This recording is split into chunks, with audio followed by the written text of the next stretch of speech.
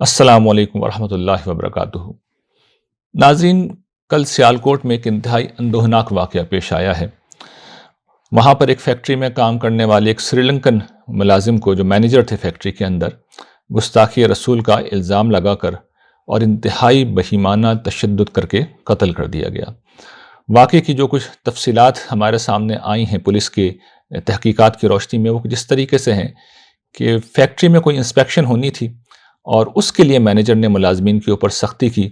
ملازمین اس سے ناراض ہو گئے اور اس نے جس وقت صفائی ستھرائی کا حکم دیا تو اس نے خود آگے بڑھ کر مشینوں پہ لگے ہوئے بعض اسٹیکرز کو پھاڑ ڈالا جن کی نوعیت کچھ مذہبی تھی، اور اس بنیاد پر، اس چیز کو بنیاد بنا کر پھر ملازمین نے گویا کہ اپنا انتقام لیا اور اس کو پھر مار ڈالا۔ اور پھر جو ویڈیوز ہمارے سامنے آئی ہیں اس پورے معاملے کی، وہ انتہائی خوفناک ہیں، وحشتناک ان کے اندر مناظر ہیں۔ ہمیں نظر آ رہا ہے کہ کس طریقے سے مینیجر پر تشدد کیا جا رہا ہے، بہیمانہ تشدد کیا گیا ہے، اور پوسٹ مارٹم کی رپورٹ سے یہ بات سامنے آئی ہے کہ اس کی ہڈیاں تک توڑ دی گئی تھیں اور تشدد کر کے اس کو مار دیا گیا۔ پھر اس کی لاش کو بعض ویڈیو میں دکھایا گیا ہے کہ برہنہ کیا گیا، اور پھر اس کو سڑک پر لا کر، گھسیٹتے ہوئے لوگ سڑک پہ لائے اور سر بازار عین چوراہے پر اس کی لاش کو نظر آتش کر دیا گیا۔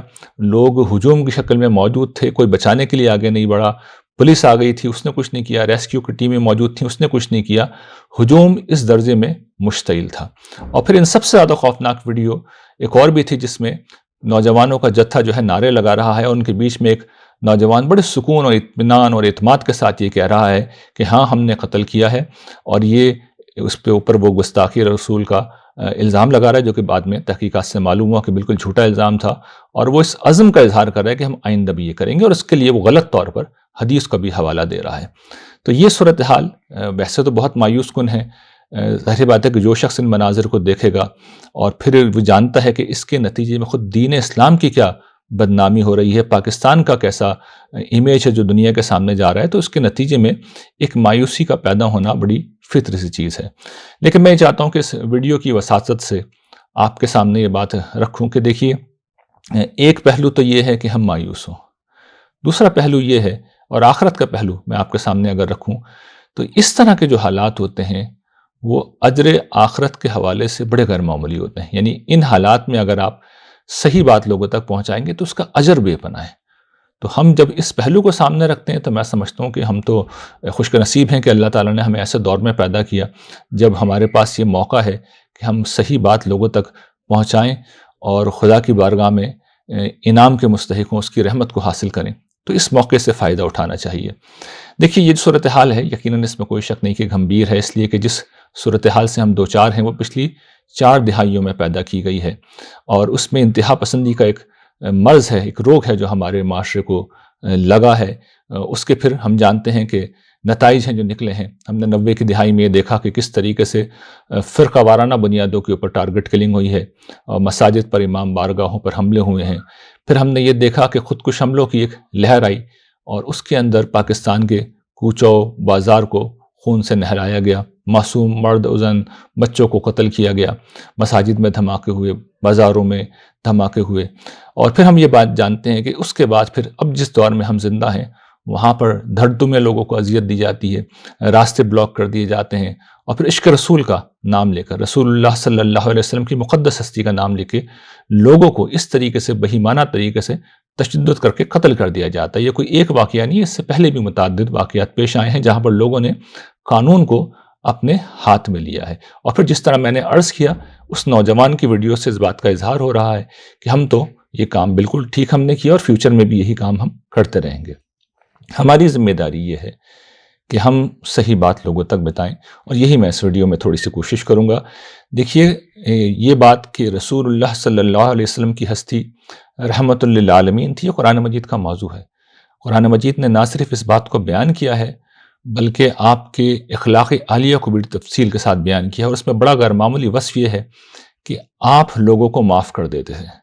آپ کو جس درجے کی مخالفت کا سامنا اپنی زندگی میں کرنا پڑا، اور سچی بات ہے گستاخی کیا ہوتی ہے آج تو اس کا کوئی تصور کر نہیں سکتا۔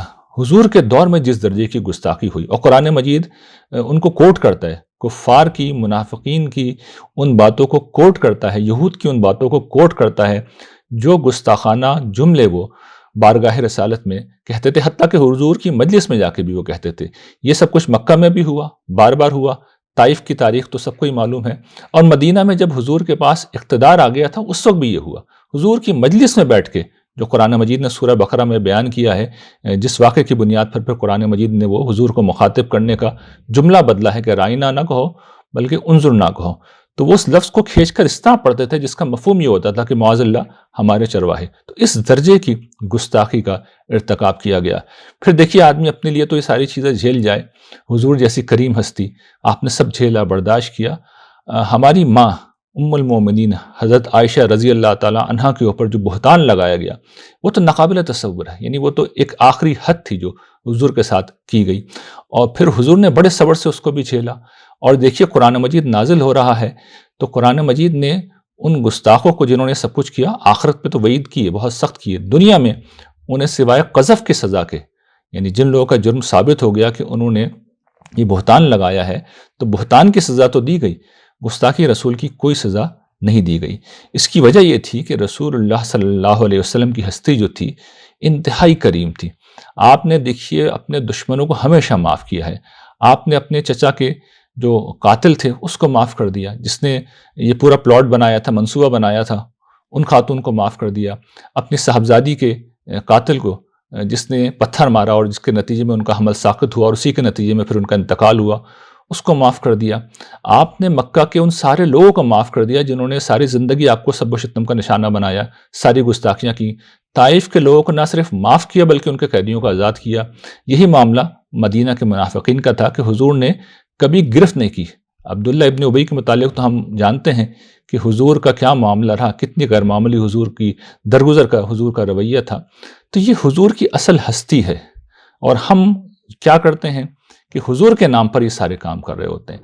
تو یہ دو راستے ہیں ہمارے پاس. ایک وہ جو ہماری قوم نے اختیار کر لیا یا اس کے بہت سے طبقات نے اختیار کر لیا ہے کہ حضور کے نام پہ وہ اپنے جذبات کی تسکین کرتے ہیں اور حضور کی طرف ان کو منسوب کر دیتے ہیں. اور دوسرا طریقہ یہ ہے کہ ہم حضور کی جو اصل سیرت ہے، جس سے قرآن مجید بھرا ہوا ہے، جس سے تاریخ کے واقعات بھرے ہوئے ہیں، سیرت کی کتابیں بھری ہوئی ہیں، وہ دنیا کے سامنے پیش کریں اور یہ بتائیں کہ حضور کی اصل ہستی یہ ہے، حضور کی اصل شخصیت یہ ہے. اور میں آپ سے عرض کرتا ہوں کہ حضور اگر بدلہ لینے والے ہوتے تو فتح مکہ کے بعد ایک شخص کو زندہ نہیں چھوڑتے. لوگ پتہ نہیں کیوں فتح مکہ کے بعد 5 6 7 لوگوں کے نام کو لے آتے ہیں کہ حضور نے کہا تھا کہ ان کو معاف نہ کیا جائے. میں بھی بتاتا ہوں اس کا کیا پس منظر تھا. لوگ یہ نہیں دیکھتے کہ باقی لوگوں کو حضور نے چھوڑ دیا، حالانکہ سب کے سب وہ یہی کر رہے تھے.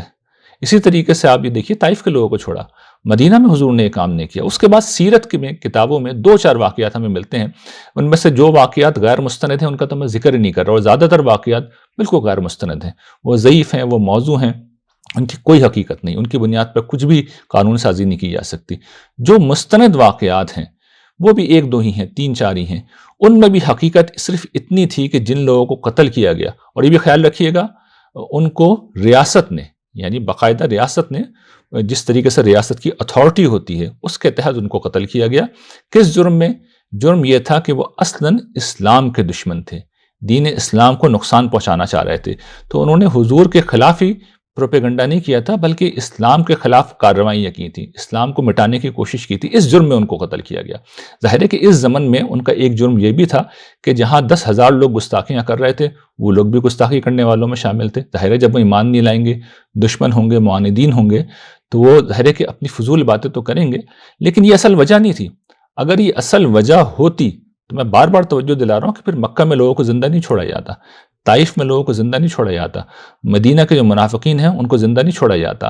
آپ دیکھیے حضور نے ایسا کوئی کام بھی نہیں کیا، نہ اپنی ذات کے حوالے سے، نہ اپنے خاندان کے اوپر جو بہتان لگائے گئے اس حوالے سے حضور نے کوئی کارروائی نہیں کی. اس لیے یہ بالکل غلط نقطہ نظر ہے کہ حضور صلی اللہ علیہ وسلم نے جب ان کے خلاف گستاخی کی گئی تو انہوں نے معاذ اللہ لوگوں کو قتل کرایا. حضور کی شخصیت بہت بلند ہے، رحمت للعالمین ہے حضور کی شخصیت، یہ قرآن نے آپ کے بارے میں کہا ہے.